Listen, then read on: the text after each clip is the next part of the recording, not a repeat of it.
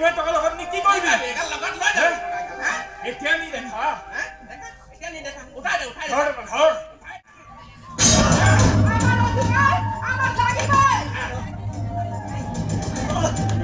এই